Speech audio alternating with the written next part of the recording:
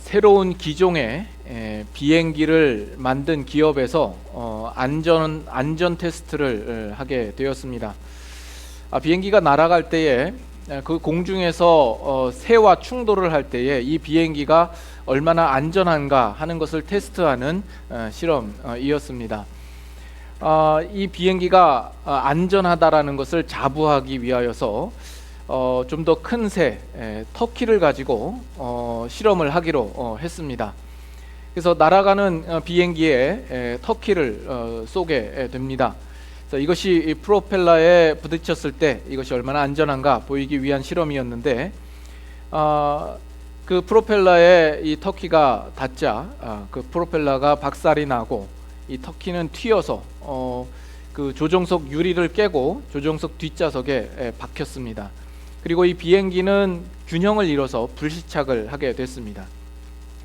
그 기업의 사장이 이 테스트 결과에 낙심을 하면서 그 조종석 뒷자리로 들어가 터키를 확인을 했습니다. 그리고 화난 얼굴로 진행 요원에게 이렇게 외쳤답니다. 아니, 어떤 놈이 냉동 터키를 가져왔어? 땡땡 얼린 냉동 터키를 가져왔으니 그 프로펠러가 남아날 리 없었겠지요.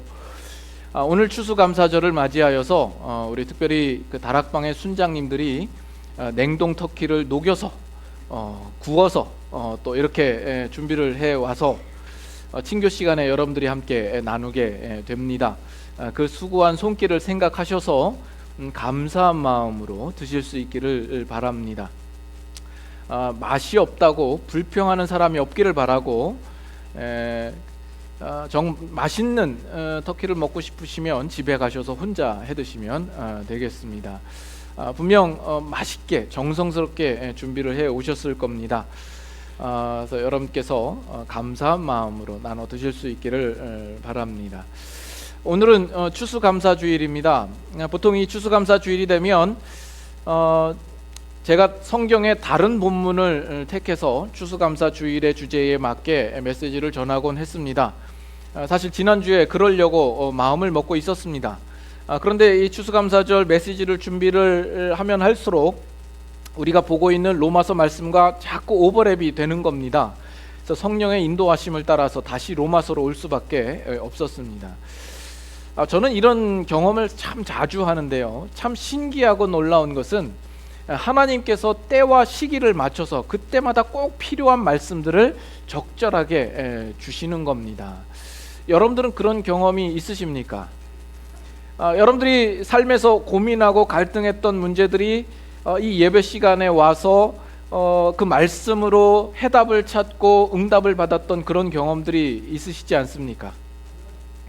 여러분들이 만약 하나님의 말씀에 대하여서 갈급한 심령과 목마른 심령으로 이 자리에 오신다면 분명히 그런 경험들이 있으실 겁니다. 아니면 여러분들은 이 자리에 아무런 기대도 없이 그냥 와서 앉아 계시진 않습니까? 오늘도 그냥 말씀이 들려지면 그냥 한 귀로 듣고 한 귀로 흘려보내는, 오늘도 나는 주의를 지켰다 하는 이 만족만을 얻고 돌아가는 그런 시간들이 되지 않기를 바랍니다. 그래서 지금 이 시간도 여러분께서 하나님을 향하여서 갈급한 심령, 또 기대하는 심령을 가지고 오늘 나눌 이 말씀의 세계로 들어가 보도록 하겠습니다. 우리가 로마서를 나누면서 우리가 여러 차례 확인한 바 그 내용이 뭐냐면, 우리는 과거에 죄와 사망의 종노릇하던 자리에 있었다 하는 겁니다. 그러나 이제는 우리가 예수 그리스도를 믿음으로 말미암아 죄에 대하여서는 죽고 하나님께 대하여서는 살아난 자가 되었다라는 말씀을 드렸습니다. 근데 이 사실이 무엇과 아주 닮아 있느냐 하면, 이스라엘 백성들이 애굽에서 종노릇하였었다가 그들이 그 자리에서 벗어나 하나님의 인도하심을 따라 가나안 땅에 들어가게 되고 거기서 하나님의 백성된 사실과 상당히 닮아 있습니다. 그래서 이스라엘 백성들이 전과 다르게 가장 큰 차이는 무엇이냐 하면, 그들이 애굽 땅에 있었을 때에는 자기의 소출이 없었습니다. 자기의 소유도 있을 수가 없었죠. 그들이 그 땅에서 얻은 열매라는 것은 자신들 것이 아니었습니다. 그들은 애굽 땅에서 종된 신분에 있었기 때문입니다. 그러나 가나안 땅에 들어왔을 때에는 그 땅은 자기들이 소유한 땅이요, 하나님께서 그들에게 허락하신 땅이요, 젖과 꿀이 흐르는 땅이었습니다. 그들은 그 땅에서 얼마든지 심고 거둘 수 있었지요. 그래서 그 땅에서 열려진 모든 열매들을 얼마든지 풍성히 누릴 수 있는 땅에 그들이 온 것입니다. 이것은 오늘 예수 그리스도를 믿는 우리에게도 마찬가지입니다. 로마서 6장 21절 보시죠. 21절, 22절 한 절씩 우리 읽도록 하십시다. 너희가 그때에 무슨 열매를 얻었느냐? 이제는 너희가 그 일을 부끄러워하나니 이는 그 마지막이 사망임이라. 그러나 이제는 너희가 죄로부터 해방되고 하나님께 종이 되어 거룩함에 이르는 열매를 맺었으니 그 마지막은 영생이라. 여기서도 말하는 것 같이 우리가 그때는 무슨 열매를 얻었느냐? 그때는 어떤 열매도 우리는 소유할 수가 없었습니다. 열매를 맺을 수 없었던 자리에 있었다라는 거죠. 그러나 이제는 우리가 예수 그리스도를 믿음으로 말미암아 거룩함의 열매를 맺을 수 있는 자리에 우리가 와 있다라는 이야기를 하고 있는 겁니다. 자, 그런데 여기 우리 신앙에 상당히 이상한 점이 있습니다. 상당히 문제점이 발견이 됩니다. 여러분 한번 솔직하게 생각을 해보십시오. 실제로 우리의 신앙생활 속에서 이 거룩함의 열매가 얼마만큼 풍성하게 여러분 나타나고 있습니까? 실제적인 우리 신자들의 삶 속에서 이런 거룩함의 열매가 풍성하게 나타난다기보다는 상당히 빈약해 보입니다. 분명 우리는 예수님을 믿어서 죄와 사망된 자리에서 나온 것은 분명한데, 그렇다면 그 이후에 이 거룩함의 열매를 맺을 수 있는 자리에 왔으니까 그 풍성하게 열매가 나타나야 할 것이 아닙니까? 그런데 우리의 삶을 바라보면 여전히 가난하게 신앙생활을 하고 있는 이상한 모습을 하고 있고 우리는 이상한 자리에 서 있지 않나 생각을 합니다. 그래서 이 추수감사절이 되기는 했습니다만 이 추수감사라는 것이 무색할 정도로 우리의 삶에 그렇게 큰 열매도 없고 감사도 없는 거죠. 그 이유가 어디에 있는가? 여러분 그 이유가 어디에 있다라고 생각을 하십니까?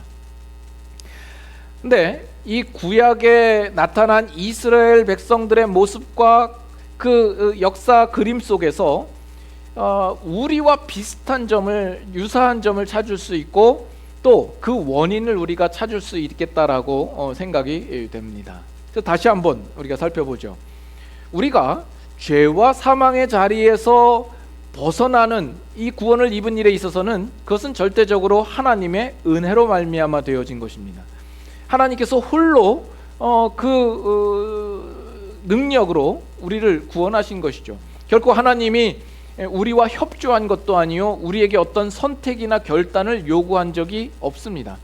이스라엘 백성들도 애굽 땅에서 그들이 나오는 일에 있어서만큼은 그것은 전적으로 하나님께서 홀로 행하시는 능력과 역사로 이루신 결과입니다. 그것을 뭘 알 수 있냐면 모세가 하나님의 뜻을 받아가지고 바로 왕 앞에 갑니다. 바로 왕 앞에 가서 하나님의 뜻을 전하죠. 내 백성을 보내라. 그러자 이 바로 왕이 마음이 강팍하고 완악하여져서 오히려 이스라엘 백성들에게 심한 노역을 지우게 되죠. 그 전에는 짚을 제공하면서 벽돌을 구우라 했는데 이제는 짚을 마련하는 것도 너희들이 직접 구하고 벽돌을 똑같이 만들어내라 이렇게 요구한 겁니다.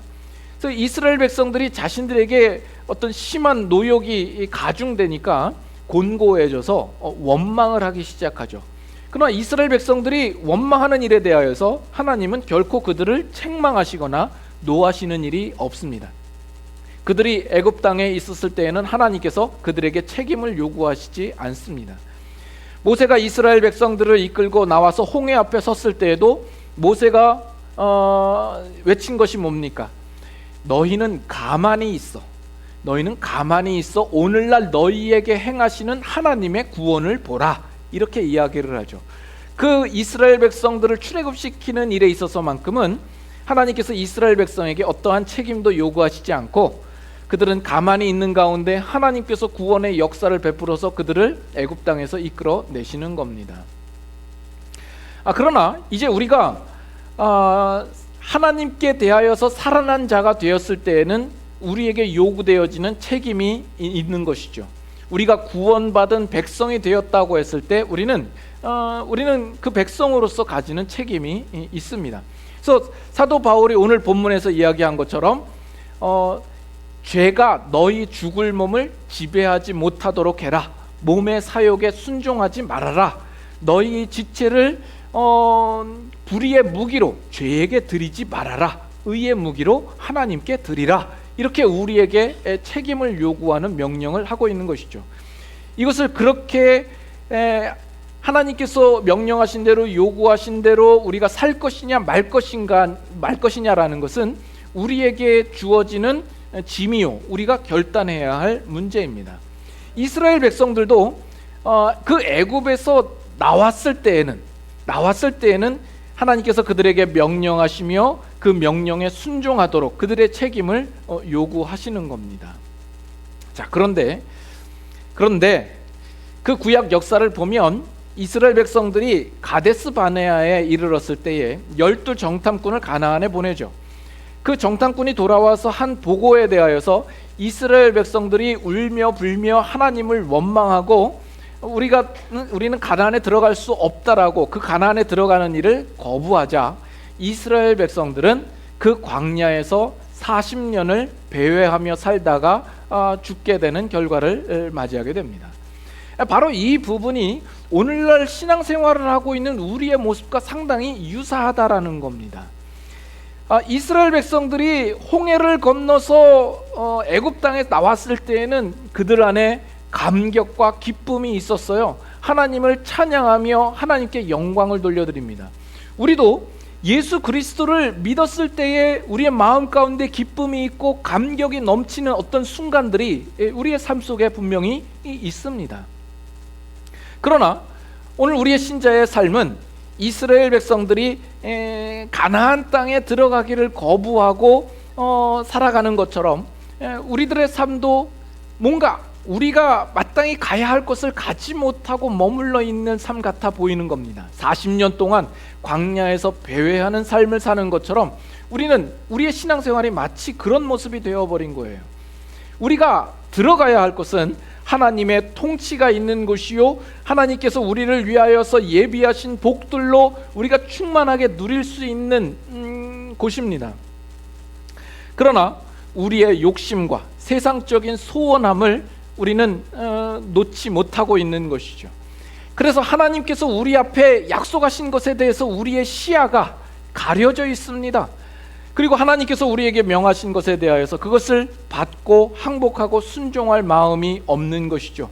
그래서 가나안 땅을 들어가기를 스스로 외면한 이스라엘 백성들처럼 오늘도 그와 비슷한 모습으로 가난하게 신앙생활을 하는 우리들의 모습이 되어 있지 않나 하는 겁니다. 신명기 8장 한번 보실까요? 신명기 8장. 민수기 다음에 신명기 8장, 구약성경 273페이지 정도가 됩니다. 신명기 8장 7절부터 10절까지 우리 한번 같이 교독하도록 하죠. 신명기 8장 7절부터 10절까지 한번 같이 교독합니다. 네 하나님 여호와께서 너를 아름다운 땅에 이르게 하시나니 그곳은 골짜기든지 산지든지 시내와 분천과 샘이 흐르고 밀과 보리의 소산지요 포도와 무화과와 석류와 감람나무와 꿀의 소산지라. 내가 먹을 것에 모자람이 없고 내게 아무 부족함이 없는 땅이며 그 땅의 돌은 철이요 산에서는 동을 캘 것이라. 내가 먹어서 배부르고 내 하나님 여호와께서 옥토를 내게 주셨으므로 말미암아 그를 찬송하리라. 자, 여기 보면 그 땅은 아름다운 땅이라 이야기를 합니다. 그 땅은 이스라엘 백성들이 아직 한 번도 가보지 않은 땅이죠. 그러나 그 땅에 대하여서 어떻게 설명하냐 하면 골짜기든지 산지든지 시내와 분천과 샘이 흐르고 밀과 보리와 포도와 무화과와 석류와 감람나무와 꿀의 소산지라고 이야기를 합니다. 이 땅은 이스라엘 백성들이 가야 하고 가고 싶은 땅입니다. 그러나 여기에는 이스라엘 백성들이 이 땅에 들어가기 위하여서 그들이 분명히 가져야 할 책임도 함께 존재합니다.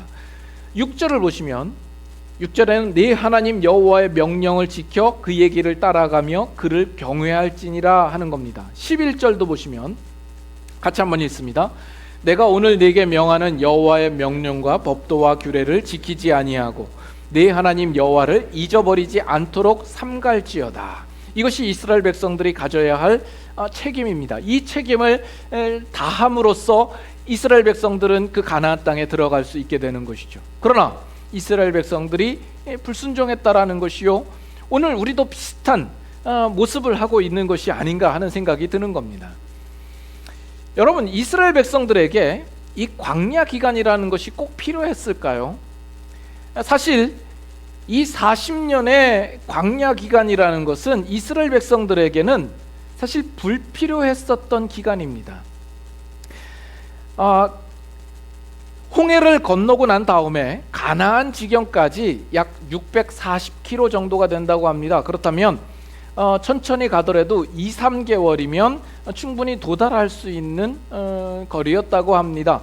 그러나 이스라엘 백성들이 하나님의 명령에 불순종하며 불신하여 믿음으로 행하지 않은 결과로 말미암아 원래는 필요 없었던 40년이라는 그 광야 기간이 생겨나게 된 겁니다.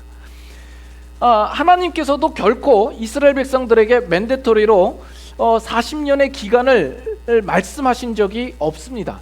하나님은 처음부터 그들을 출애굽했을 때에 가나안 땅까지 직행하는 것을 목적으로 두고 있었습니다. 레위기 23장 한번 보시죠.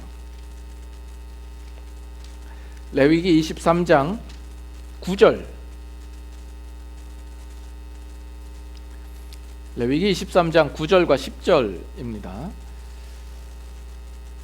자, 9절 읽고 10절은 다 같이 읽겠습니다. 여호와께서 모세에게 말씀하여 이르시되 이스라엘 자손에게 말하여 이르라. 너희는 내가 너희에게 주는 땅에 들어가서 너희의 곡물을 거둘 때에 너희의 곡물의 첫 이삭 한 단을 제사장에게로 가져갈 것이요. 자, 여기 레위기 23장에는요 하나님께서 이스라엘 백성들이 지켜야 할 그 3대 절기에 대하여서 그 규례를 말씀하시는 내용이 들어 있습니다. 여러분, 유대인의 3대 절기가 무엇인지 아십니까? 첫째는 유월절. 유월절을 다른 말로 뭐라 그러지 아세요? 무교절이라고 합니다. 그리고 둘째는 칠칠절. 칠칠절의 다른 말은 오순절이라고도 하고 맥추절 또는 추수절이라고도 합니다. 세 번째는 초막절 또는 수장절, 장막절이라고도 합니다. 이것이 유대인의 3대 절기인데 이 3대 절기의 공통된 특징이 뭐냐면 이 절기는 다 어떤 곡식이나 열매의 추수와 상당히 밀접한 연관성을 가지고 있습니다. 근데 우리가 여기서 주목해야 될 것은 뭐냐면 하나님께서 이 규례를, 이 절기에 대한 규례를 이스라엘 백성들에게 주신 시기와 그때의 이스라엘 백성들이 있었던 그 상황을 우리는 주목해 봐야 합니다. 지금 이 레위기에 있는 모든 율법들은 이 모세가 시내산에 올라가서 하나님께로부터 받은 율법입니다. 그런데 이스라엘 백성들이 출애굽해서 3개월이 지나서 이 시내 광야에 도달하게 된 겁니다. 그러니까 지금 이 레위기의 이 말씀은 이스라엘 백성들이 출애굽한 지 얼마 안 돼서 그 40년 광야 기간 중에 아주 초반에 하나님께서 주신 명령입니다. 근데 그 명령을 어떻게 얘기를 하냐면 10절에 보면 너희는 내가 너희에게 주는 땅에 들어가서, 이미 하나님은 이 명령을 주실 때 이스라엘 백성들이 가나안 땅에 들어가는 것을 기정사실화해서 이 율법과 이 절기에 대한 규례를 지금 주시고 있는 거예요. 그렇죠? 그리고 계속해서 보면 너희의 곡물을 거둘 때에 너희의 곡물의 첫 이삭 한 단을 제사장에게 드리라. 여기 보면 너희의 곡물이라고 이야기를 해요. 지금까지 이스라엘 백성들은 자신들의 곡물이 있을 수가 없었습니다. 근데 이제는 너희의 곡물이라, 이스라엘 백성들이 소유하고 차지하는 곡물이에요. 이것은 뭘 전제하냐면 이스라엘 백성들이 그 가나안 땅을 차지하고 거기에서 경작하여 추수할 것을 이미 전제하고서 이 규례를 주고 있는 겁니다. 이걸 보면 하나님께서는 결코 이스라엘 백성들이 광야에서 머물 40년 기간을 전혀 염두하고 있지 않았다라는 사실을 우리는 볼 수 있는 겁니다. 또 좀 앞으로 가셔서 23장 5절 보시죠. 5절 6절 봅니다. 첫째 달 열 나흔 날 저녁은 여호와의 유월절이요. 다 같이 있습니다.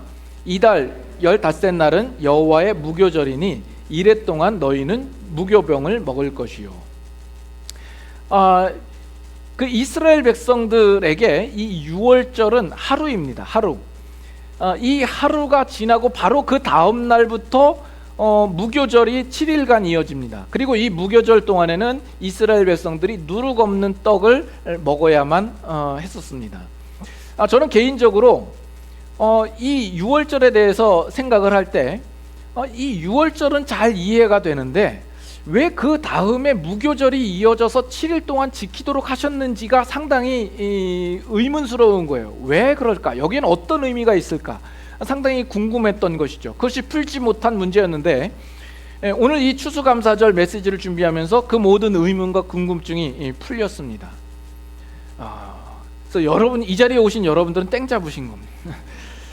자, 여러분, 유월절의 유래는 뭡니까? 이스라엘 백성들이 출애굽할 때 하나님께서 이 애굽 땅에 10가지 재앙을 내리시죠.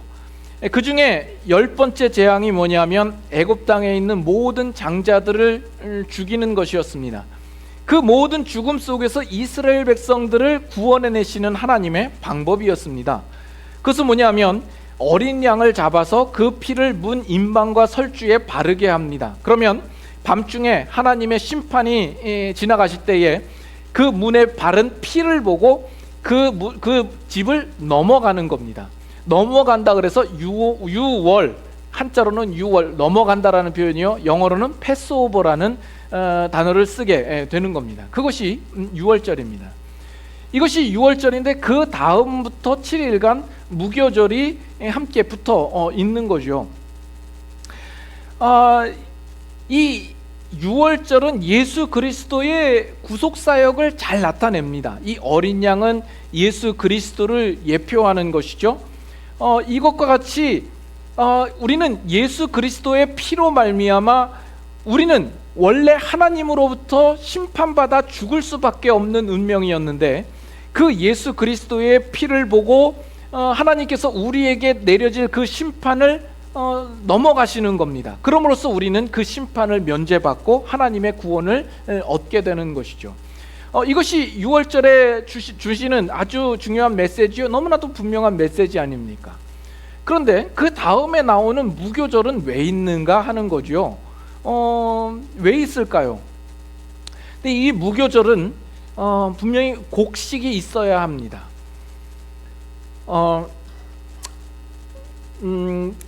하나님께서 이 무교절을 주신 의미가 뭐냐면 하나님께서 어린 양의 피로 말미암아 구원하시는 이스라엘의 구원은 단지 애굽 땅에서 그들을 구출해내는 것에서 끝나는 것이 아니라 하나님은 그들을 인도하여서 경작하여 그 소출을 내어서 자신의 것으로 삼을 수 있는 그 자리까지 인도하시는 것을 포함하고 있는 구원이다라는 겁니다. 그래서 이스라엘 백성들이 결국 가나안 땅에 들어가서 거기에서 난 소출을 가지고 지켜야 하는 예식, 이것이 바로 무교절이 되는 것이죠. 그래서 이 유월절과 이 무교절 사이에는 어떠한 간격도 존재하지 않습니다. 이 유월절 바로 다음이 무교절이라는 것은 하나님께서 애굽 땅에서 이스라엘 백성들을 꺼내심과 동시에 그것은 바로 하나님께서 그들을 가나안 땅으로 들어가게 하시는 것이 하나님의 목적이었다라는 겁니다. 그 사이에 어떤 것이 낄만한 어떤 근거도 또 생각도 가지고 있지 않으셨다라는 거예요. 그런데 이스라엘 백성들이 불순종함으로 말미암아 그 40년의 기간이 생겨나게 되었더라는 겁니다. 하나님께서 예수 그리스도를 통하여서 우리를 향하여서 구원하심은 우리를 단지 죄와 사망의 자리에서 끌어서 건져내시는 것뿐만이 아니라 우리로 하여금 그리스도로 말미암아 거룩함의 열매 맺는 자리까지 인도하시는 것까지 포함되어 있다라는 겁니다. 그래서 우리의 구원은 만약에 죄와 사망에서 벗어나는 것만이라고 한다면 그것은 구원의 절반에 불과합니다. 나머지 구원의 절반은 우리가 예수 그리스도로 말미암아 거룩함의 그 열매를 맺는 자리까지 인도하여 그 자리에 안착되는 것까지 포함되는 구원이라고 해야 할 것입니다. 그래서 하나님께서 이 유월절을 주시면서 만일에 너희 자손이 이 예식을 지켜야 되는 이유가 무엇입니까? 라고 묻거든 이렇게 말해라 하면서 주신 말씀이 뭐냐면, 우리 하나님 여호와께서 우리를 애굽 땅에서 인도하여서 이 적과 꿀이 흐르는 이 땅에 이르게 하셨기 때문이다. 이렇게 설명하라고 이야기합니다. 그래서 하나님의 구원은 애굽 땅에서 구출하심과 동시에 가나안 땅에 그들을 드리는 것, 이것이 함께 합쳐져 있는 구원이다라는 것이죠. 그래서 유월절과 무교절이 함께 존재하는 겁니다. 말씀을 전하는데 저만 이렇게 신나서 감격스럽게 전하고 듣는 이들은 전혀 감동이 없는 이런 사역을 평생 해야 된다라는 괴로움을 여러분 아십니까? 여호수아 5장 보겠습니다. 여호수아 5장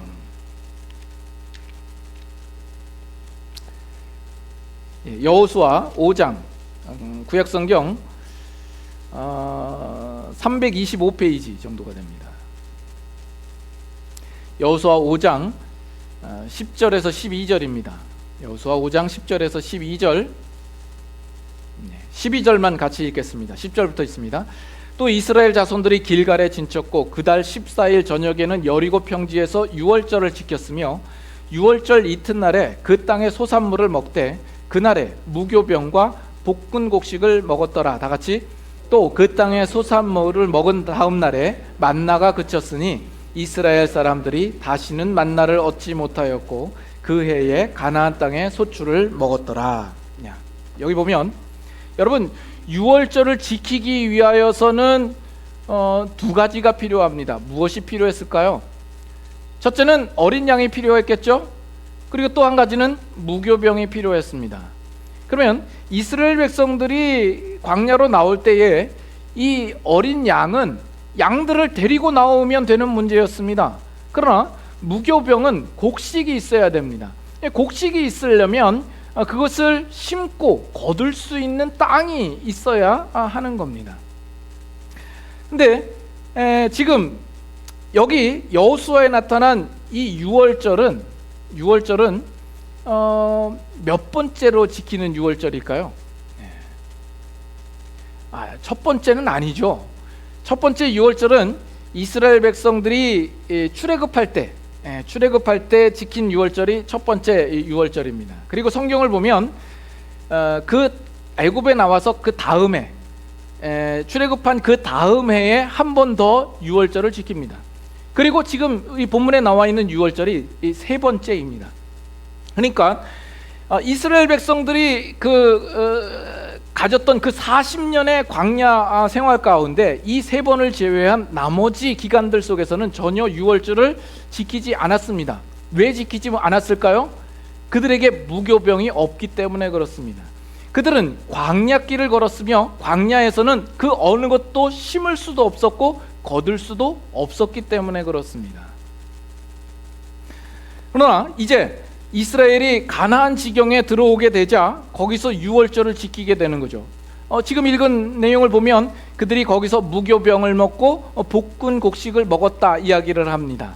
그래서 이 이스라엘 백성이 이 자리에 온 것은 하나님께서 이스라엘 백성들을 출애굽시켰을 때에 가지셨던 그 목적된 자리로 이제 이스라엘 백성들이 당도하게 되었다라는 것입니다. 그리고 나서 그 다음 날에 만나가 그쳤다라고 이야기를 합니다. 이 만나라고 하는 것은 이 광야 기간 동안에 하나님께서 이스라엘 백성들에게 주신 기적의 양식 아닙니까? 그렇죠? 그러나 이 만나로는 무교병을 만들 수 없었다라는 것입니다. 자, 어찌 보면 이스라엘 백성들은 광야 기간을 지나는 동안에 오히려 훨씬 많이 하나님의 기적을 체험하고 경험을 하지 않았겠습니까? 그것은 기적의 연속이었습니다. 매일 아침마다 하늘에서 내려오는 어떤 기적의 양식, 이 만나를 그들은 먹었습니다. 바위에서 물이 터쳐나와서 그들의 갈증을 해결했습니다. 또 불기둥과 구름기둥이 밤낮으로 그들을 지켜서 함께 인도하는 그 기적의 길을 그들은 걸었습니다. 그러나 그 기적이 아무리 많았다 할지라도 그들이 지금 거하고 있는 곳은 광야였다라는 사실입니다. 그래서 그들에게, 이스라엘 백성들에게 베푸신 그 모든 기적이라고 하는 것은 이스라엘 백성들로 하여금 가나안 땅에 보내도록 하기 위하여서 주신 것이지, 그 기적 자체가 하나님께서 이스라엘 백성들에게 보상으로 주고자 했던 내용은 아니다라는 이야기입니다. 그런데 오늘 우리가 신앙생활을 할 때 여러분들은 지금까지 교회 안에서 이런 광야식의 간증들을 많이 들어보시지 않았습니까? 내가 살아갈 때에 하나님께서 기적같이 만나를 주시는 그런 비슷한 모습으로 나에게 얼마나 채워주셨는지, 내가 갈증을 느낄 때 그 바위에서 물이 터쳐 나오듯이 하나님께서 나의 갈증을 풀어주셨노라고, 또 내가 가는 길마다 하나님께서 얼마나 불기둥과 구름기둥으로 나를 지켜주셨는지 하나님의 어떤 기적적인 간섭과 그 역사에 대하여서 간증을 많이 들어보셨을 겁니다. 그러나 그것은 참다운 신앙의 내용이 아닙니다. 그리고 하나님께서 우리에게 의도하신 신앙의 수준도 아닙니다. 그것은 단지 과정에 불과한 겁니다. 하나님께서 우리에게 이르시게 하고자 하시는 곳은 풍성한 수확이 있는 곳입니다. 그곳에서 우리는 하나님의 사람으로서 충만한 넓이와 깊이와 높이와 길이가 확인되는 신앙의 내용이 열매 맺는 자리여야 하는 겁니다. 그리고 그것이 하나님께서 우리에게 요구하시는 참다운 신앙의 표준이 되는 겁니다. 근데 우리는 그 부분에 대하여서 많이 실수하고 놓치고 있는 거죠. 부모는 우리 자녀들에게 자녀들이 훌륭하게 자라기를 바랍니다. 자녀들이 훌륭해지기 위하여서 가장 일반적이고 보편적이고 기본적인 방법은 그 자녀를 공부를 잘 시키는 거죠. 그 마음이 있기 때문에 이 부모로서는 그 자녀를 위하여서 좋은 과외 선생님을 붙여주기도 합니다. 그래서 좋은 대학 나온, 아이비리그 중에 아주 좋은 대학 나온 그 과외 선생을 구해서 좀 형편이 어렵더라도 좀 많은 돈을 지불하면서까지 자녀를 가르치는 겁니다. 근데 이 자녀는 생각하기를, 부모님이 나를 위해서 이렇게 좋은 대학 나온 선생님을 붙여줬다, 또는 얼마짜리 과외 선생으로 나는 과외를 받았다, 이것으로 자랑을 삼고 있으면 안 되는 것 아닙니까? 그것이 아니라 그런 과외 선생이 있으면 그 과외를 받은 만큼 자녀는 공부의 실력이 더 출중하게 좋아져야 하고 그 공부 성적이 잘 나와야 하는 것 아닙니까? 근데 우리의 신앙생활에 우리는 하나님께서 우리에게 원하시고 바라는 수준만큼 그 실력과 능력을 채워나가는 일에 있어서는 우리는 별로 관심도 없고 생각이 없는 것 같아 보이더라는 겁니다. 다만 하나님께서 나를 어떻게 사랑하시는지에 대한 확인만 하려고 해요. 그래서 내가 이렇게 기도한 일에 대해서 어떻게 하나님이 나를 응답하셨는가, 하나님이 나의 삶 속에 어떻게 기적적으로 나를 역사해 주셨는가, 이것으로만 헤아리고 그것으로 만족하려고 한다는 거죠. 물론 그것이 다 좋습니다. 다 좋고 우리가 감사할 내용이기는 하지만 우리는 신자다움에서 커가야 되고 성장해야 되는 것 아니겠습니까? 그래서 우리가 기도한 내용에 대해서 어떻게 응답받았고 어떻게 해결받았다, 이것을 나누는 것이 신앙일 거라고 우리는 생각을 합니다. 그래서 우리는 지금도 어쩌면 어느 날 나에게 내려주실 하늘로서의 기적을 바라고 그냥 마냥 이렇게 하루하루를 살아가고 있는지 모릅니다. 그래서 하나님, 내일 당장 시험인데 시험 답을 좀 가르쳐 주십시오, 이렇게 기도를 하자 하나님께서 천사를 보내서 그 정답을 가르쳐 주시는데 이렇게 가르쳐 주시는 겁니다. 나가라, 나가라, 다 나가라. 꼭 전 세계적으로 유명한 한류 드라마의 OST 주제곡 같아요. 나가라, 나가라, 다 나가라. 아마 그렇게 가르쳐 주실 겁니다. 여러분, 추수감사절입니다. 여러분, 무엇으로 감사하시렵니까? 지난 1년간 하나님께서 내 기도에 얼마나 많이 응답해 주셨는가? 우리 가정이 지난 1년 동안 하나님이 채워주심으로 말미암아 얼마나 부요해졌는가? 내 형편이 얼마나 나아졌는가? 이런 것들은, 즉 다시 말하면 하나님께서 나의 삶 속에 얼마나 기적적으로 간섭하시고 초월적으로 역사하셔서 내가 얼마나 많은 것들을 누리게 되었는가? 이런 것 아니에요. 물론 그러한 부분들이 있다면 그것도 감사할 내용 중에 하나지만, 하나님께서 우리에게 바라시는 열매라고 하는 것은 우리가 하나님의 속한 것들로 우리의 것이 되게 하는 그 모습이 우리 가운데서 나타나야 하는 겁니다.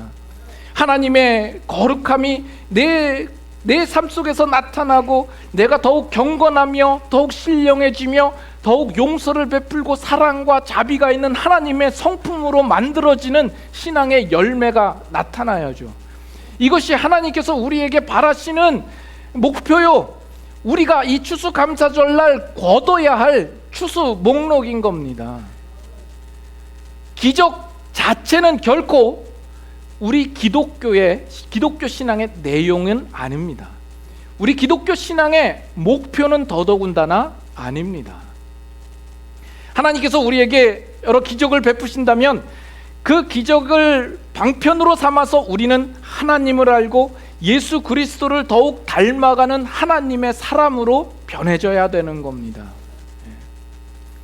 그리고 우리로 자라게 하는 일에 있어서는 하나님께서는 어떤 기적이라는 방법보다는 가장 보편적이고 일반적인 방법을 쓰시기를 더욱 좋아하십니다. 그것은 마치 농부가 밭에 나가서 씨를 뿌리고 당장 내일 이 씨 뿌린 것이 나무가 되고 열매 맺기를 바라는 그런 모습이 아니라, 그가 열매를 맺기 위하여서는 봄이 지나고 여름이 지나고 가을이 돼서나야 추수할 것을 기대하는 것과 같습니다. 여러분이 훌륭해지기 위하여서는 그저 어느 한 날 불 받아서 훌륭해지는 것이 아니라 초중고 대학교, 필요하다면 대학원과 박사과정까지 가지는 그 수십 년까지는 아니 20년 넘게 그 학업 과정을 통하여서 천천히 쌓여서 만들어지는 겁니다. 근데 우리 신자들은 신앙생활을 하면서 가장 크게 후회하는 건 뭐예요? 좀 늦게 믿을 걸. 너무 일찍 믿어가지고 이 고생을 하는구나 하는 거죠.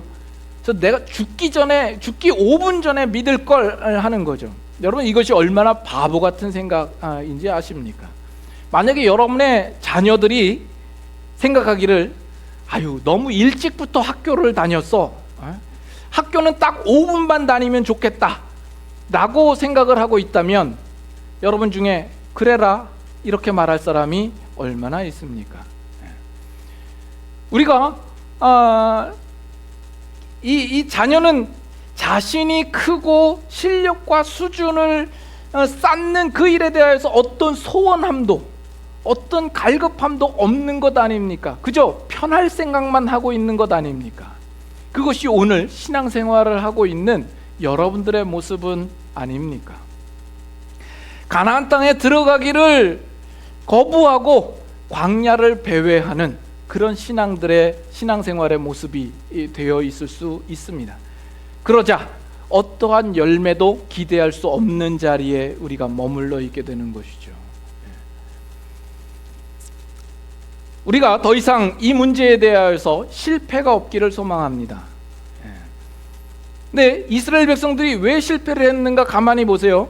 이스라엘 백성들이 가데스 바네아에서 12 정탐꾼을 보냈을 때 정탐꾼이 와서 보고를 합니다. 그 땅에 있는 사람들은 안악 자손과 같아서 키가 크고 그들이 우리를 보기에는 메뚜기 같이 보일 겁니다. 우리가 가면 망합니다. 우리는 패할 것입니다. 이렇게 그들은 생각을 했던 겁니다. 그런데 재미있는 것은 여호수아가 이스라엘 백성들을 끌고 여리고에 갔을 때 그 여리고에 있던 라합이 뭐라고 고백하는지 아십니까? 너희의 하나님 여호와께서 너희를 애굽 땅에서 이끌어내고 그 홍해를 마른 땅으로 건너게 하신 것을 우리가 들었을 때에 이 땅 주민들이 마음이 간담이 녹았다, 이렇게 표현을 합니다. 그리고 그들이 그 견고해서 무너지지 않을 것 같은 여리고성을 그들은 손끝 하나 대지 아니하고 무너뜨리게 된 겁니다.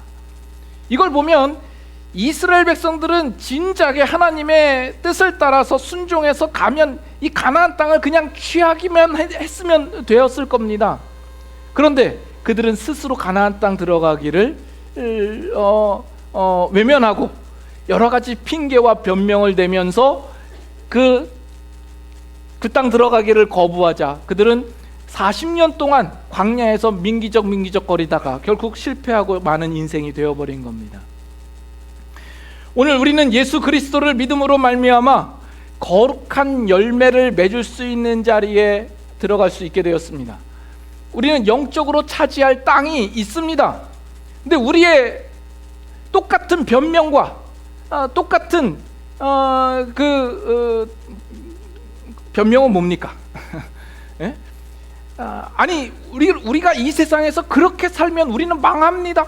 우리는 실패하고 맙니다. 아니 그렇게 신앙대로 정직하게 살면 우리는 다 굶어 죽습니다. 어떻게 이 세상에서 살라고 하는 겁니까? 하는 이 모든 이야기들이 이스라엘 백성들과 얼마나 닮아있냐 하는 겁니다.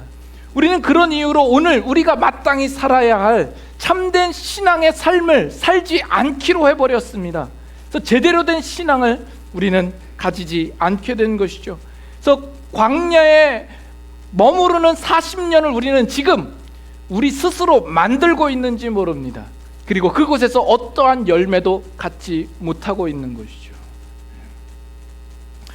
오늘 이 추수감사절을 맞이해서 여러분들이 머물고 있는 장소가 어디인지를 분명하게 다시 한번 확인하실 수 있기를 바랍니다. 그리고 더 이상 여러분들이 있는 곳에서 머물지 마시고 그리스도 안에서 우리에게 약속된 땅으로 더욱 적극적으로 나아가실 수 있기를 바랍니다. 그래서 열매 맺는 신자다운 삶을 사시기를 힘쓰시기를 바랍니다. 우리는 그 심을 생명을 가진 자입니다. 그리고 그 생명을 심고 거둘 수 있는 땅에 우리는 와 있는 겁니다. 우리가 스스로 뿌리고 심어서 그 열매를 거두는 기쁨을 우리가 더욱 누릴 수 있어야 합니다. 그런 추수감사절 될 수 있기를 바라고, 만약 오늘이 그렇지 못하다고 한다면 내년 추수감사절 날에는 우리가 뿌린 것으로 말미암아 더욱 풍성한 이 거룩함의 열매를 거둠으로 말미암아 우리 안에 기쁨과 감사와 감격이 넘치는 그런 추수감사절 될 수 있도록 한 해를 더욱 신자로서 힘있게 사시는 여러분들의 인생 되실 수 있기를 소망합니다. 기도하겠습니다.